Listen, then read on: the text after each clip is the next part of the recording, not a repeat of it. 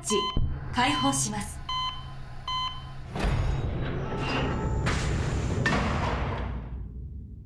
よかった。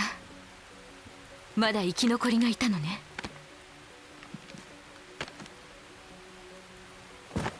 大丈夫？あまり無理しない方がいいわ。たった今目覚めたばかりなんだから。この辺りに落ちていたのはあなたのポッドだけ。見つけられてよかったわ。私はエルマ。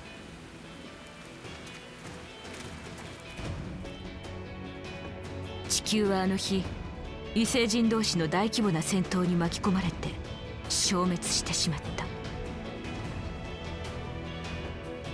白芸で地球を脱出した私たちの旅は2年ほど続いた。過酷な日々だったわ。それでも居住可能な星を見つけ、そこに移り住む私たちの意志は固かった。しかし旅は突然終わりを告げた。損傷した船体は大気圏突入に耐えられなかった。私たちは残された動力を使って居住ユニットを軟着陸させたのよ。その星がこの惑星ミラ。ここにたどり着いて2ヶ月余り。まだまだ全貌が把握できていない広大な惑星よ。そしてあれが私たちの住んでいる居住ユニット。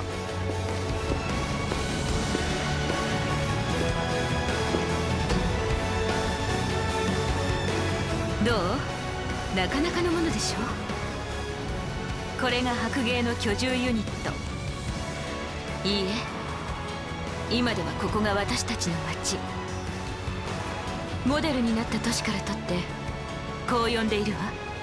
ニューロス・アンゼルスと。ようこそ NLA へ。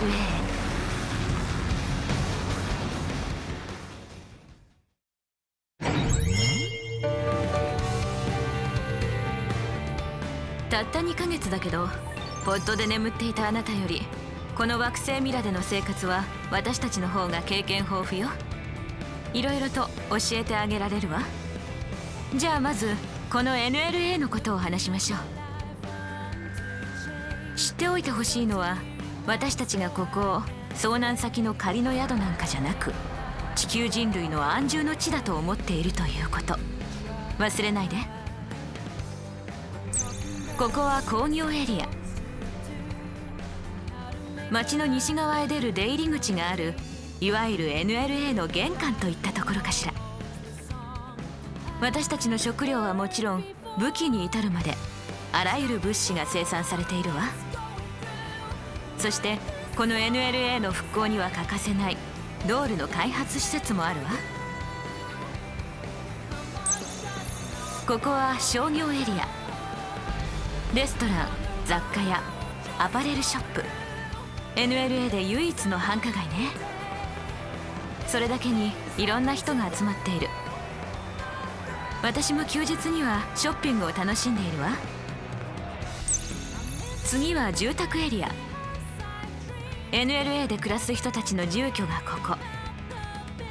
住民たちがこの未知な惑星で少しでも安心して暮らせるように、大きな公園や教会、浄水場もあるわ。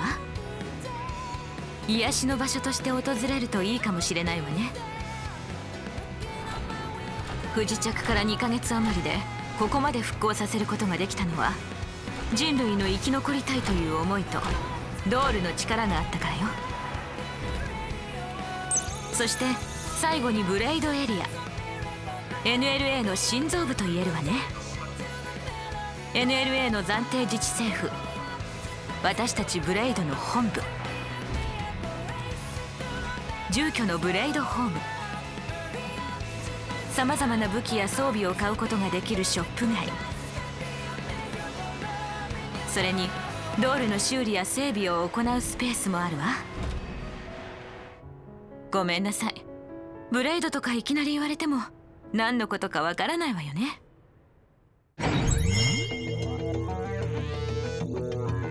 ブレイドとは神の言葉を超えた人工的な運命の解放者。その頭の文字を取ってブレイド。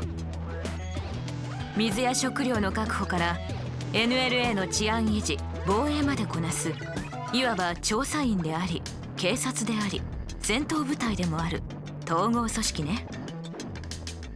中でも私たちブレイドにとって最も重要な任務がライフポイントの探索と惑星ミラの調査。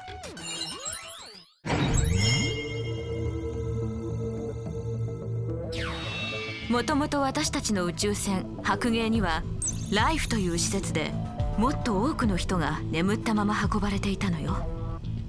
地球脱出以降、船内で目覚めていたのは操船クルーと戦闘要員、ライフを管理運営するスタッフだけだったというわけ。ちなみにあなたがその中で救出された最後の一人よ。でもこのミラに墜落した際、たくさんの命とともにライフも船体から分離、複数のブロックに分かれ散らばってしまった。だから私たちはライフのある場所、ライフポイントを見つけてその人々を助け出さなければならない。この任務の重要さはわかるわね。そして2つ目の重要任務、この惑星ミラの調査よ。私たちはまだこの星のことを十分に理解できているとは言えない。ライフポイントを探し出すためにも、この星を私たちの安住の地とするためにも調査は欠かせないわ。そこで私たちはフロンティアネットを構築して情報を集めているの。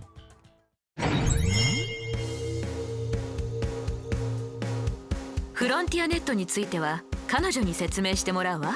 私の名前はリン。メカと料理には自信があります。こう見えても彼女は選ばれたスタッフよ。腕は保証するわ。じゃあ早速説明しますね。まずはデバイスを見てください。おっと、あなたはゲームパッドって呼んでるんでしたっけ？自分たちのいる場所が分かりますよね。このマップ上の六角形の一つ一つを私たちはセグメントと呼んでいます。エルマさんから聞いたと思いますけど、私たちはフロンティアネットというシステムを使ってこの惑星ミラの情報を集めているんです。光のオブジェクトが見えますか？これはシステムがあらかじめ割り出した最も効率よく情報収集ができる位置、フロンティアネットスポットです。この位置で実際に情報を収集するのがデータプローブという装置です。データプローブ設置しますね。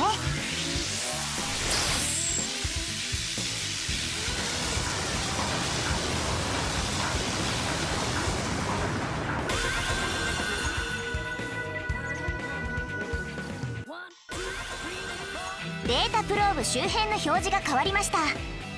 つまりデータプローブを設置した周辺の情報が手に入ったということです。セグメントマップの中にマークがあるのがわかるかしら。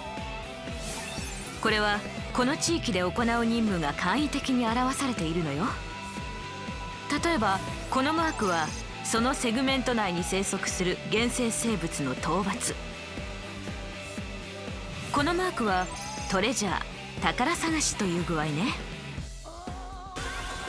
つまり各地にあるフロンティアネットスポットにデータプローブを設置すればするほど、その周辺の情報が増え、探索先の目的が明らかになっていくというわけです。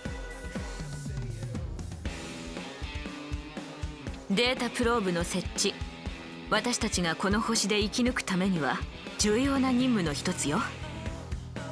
調査率 100% 目指して頑張りましょう。データプローブの情報はフロンティアネットを使って NLA で共有されているから、設置するたびに NLA 内の人々の会話にも変化が起きていくわ。見逃さないで。あとデータプローブは周辺の情報を収集してくれるだけでなく、さまざまな機能に変更することも可能よ。例えば採掘プローブに変更すれば資源の採掘量が増えたり、他にも戦闘の時にステータスを強化してくれるものなど、さまざまなものがあるわ。う。設置する場所によって効果が違うから、どこにどのデータプローブを配置するか考えちゃいますね。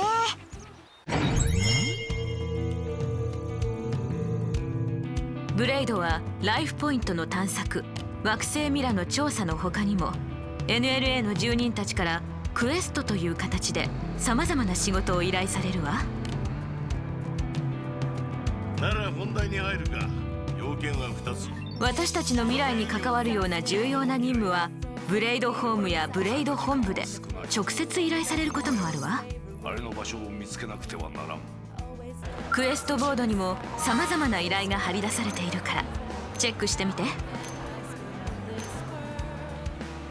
クエストには収集や偵察、救助、討伐などさまざまな種類があって、クエストに成功すれば報酬としてお金やアイテム、経験値などを手に入れることができるわ。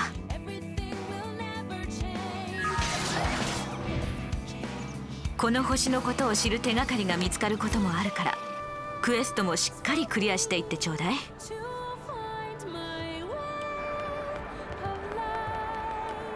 それに人々に関わることで人々の間に絆が生まれ、依頼されたクエストをクリアすることで深まり、そしてまた新たな絆が生まれていく。人々の絆を結んでいくことで NLA に住む一人一人がどんな思いでどんな生活をしているかきっと見えてくると思うわ。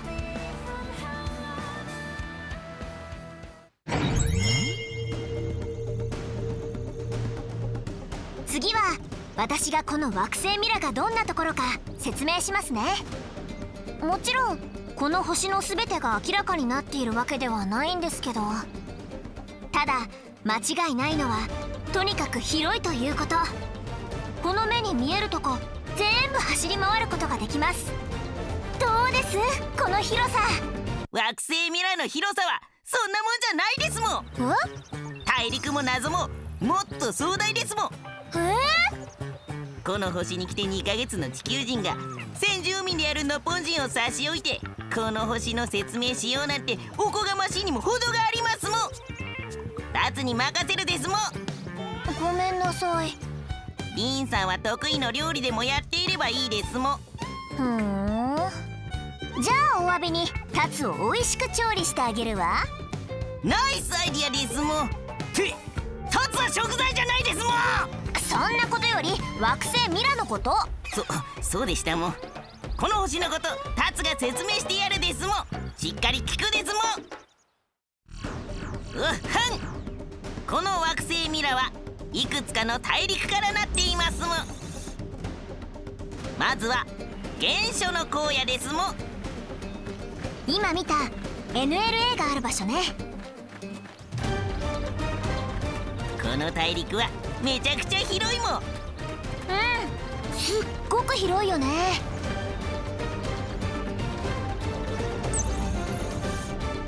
次は夜行の森ですもん。わあ、植物が光っててとっても綺麗。それにすっごく広いもん。それは聞いたから。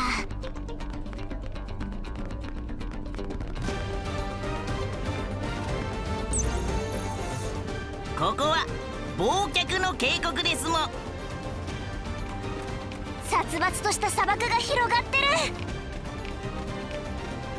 ここは半端なく広いもん。全部広いのは聞いたってば。ここは白寿の大陸ですもん。なんだか幻想的ね。ここはとんでもなく広いもん。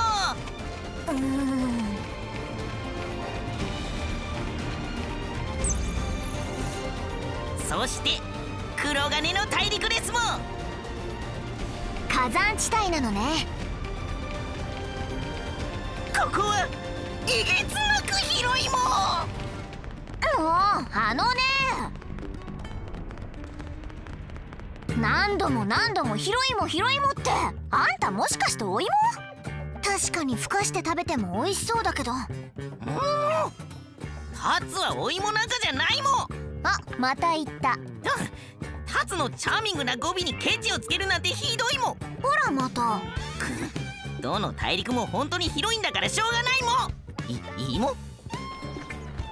とにかく広くて同じ大陸でもいろんな場所があるから、それぞれの大陸を一言で説明するのは無理ですもん。なるほど、それなら納得。一つの大陸の中にもさまざまなエリアやランドマーク、秘境、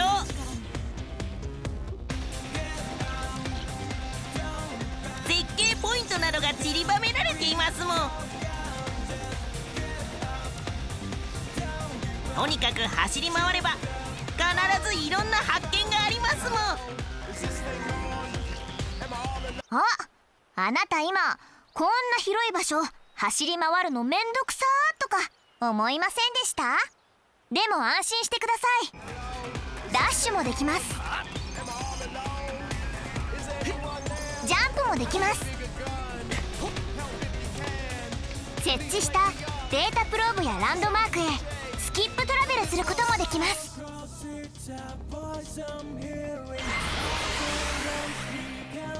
さらにですもん、ノポン秘伝の超便利アイテム、ナビゲーションボール。これがあれば道に迷った時も楽勝ですもん。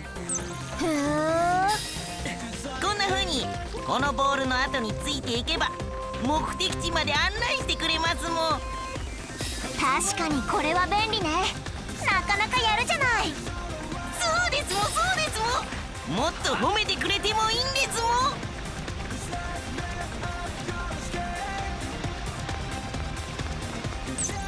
ナビゲーションボールの他にも迷子にならないようこんなのもありますもん。ホッパーカメラ。カメラを打ち上げて高いところから周りを見渡すことができますもん。これなら自分たちがどんなところにいるか分かりやすいわね。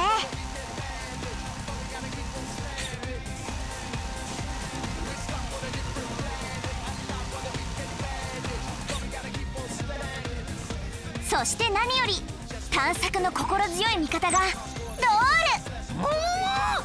かっこいいですもん。ドールを手に入れれば探索のスピードが一気にアップ。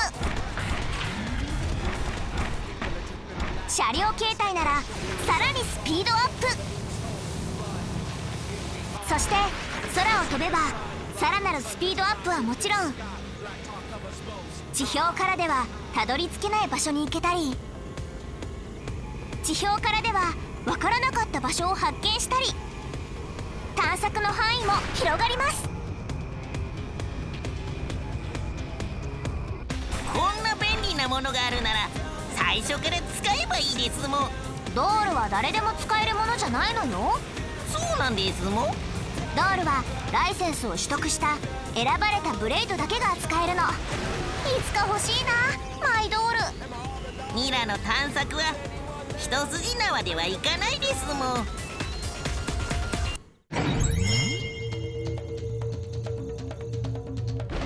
次はこの星に住む生物たちについて紹介しますもん。立つより美味しそうなのいるかしら？いるわけないですもん。で、あれ、まあとにかくこの星にはたくさんの原生生物が住んでいますもん。ちっちゃいの、おっきいの、おとなしいの、凶暴なの。それは多種多様ですもん。ほんといろんなのがいるわね。とりあえず自分のレベルより高いのには近寄らない方がいいですもん。あ、見つかっちゃった。急いで逃げるですもん。あいつに。あと気をつけなければいけないのがオーバードですもん。見た目は普通の原生生物と同じでも並外れた能力を持っているのが時々しれっと混ざっていますもん。こいつらにはいかにも特別って感じの名前がついていますもん。特別な名前がついてるのが目印なのね。気をつけぬ。逃げるですもん。ま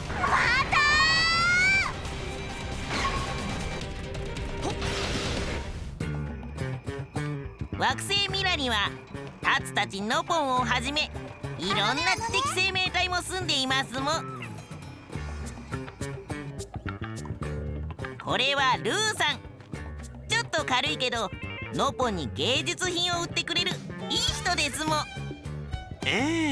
私の作る芸術品をよく買ってくださいます。古事に言うカモといったところですね。それお得意様って言わないんだ。あと最近地球人の他にもこの星に異星人たちがいろいろやってきてるようですも。このマノン人は平和主義の異星人ですも。それもノポンをテイクアウト。お弁当に連れてるね。失礼ですも。タツはお弁当じゃないですも。この地球人はタツのお供ですも。お供？いやお供ダチですも。そんなことよりリンさん、マノン人はすごい科学力を持っていますもん。高度な科学力？メカニックとしての好奇心がリンさんのような地球人やマノン人のような平和的な異星人ばかりだといいんですけれども、とんでもないやつらもいますも。こいつらバイアス人ですも。地球人皆殺しだ、そう命じられている。地球人を皆殺しにすると言っていますも。それにタツを食べようとしたですも。ひどいですも。許せないですも。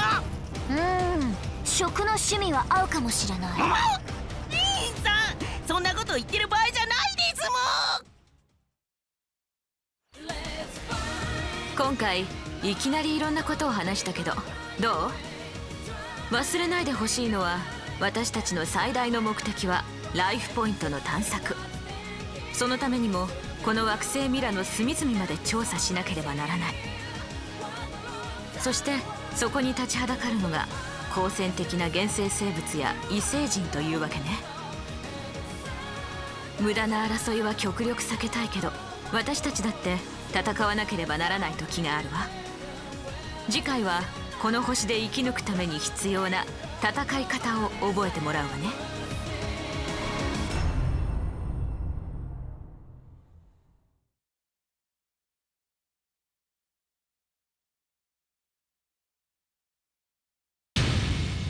もうちょびっとだけ注目ですもん。 Wii U とゼノブレイドクロスのセットが発売されますもん。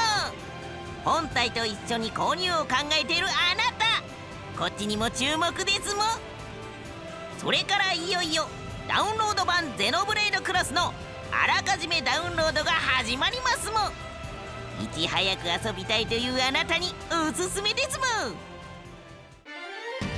それからノポンの勇者とそのお供たちの活躍を描くもう一つの物語、ニューニンテンドー 3DS 専用ソフトゼノブレイドが4月2日に発売されますもん。早期購入者特典はこのサウンドトラック CD 要チェックですもん。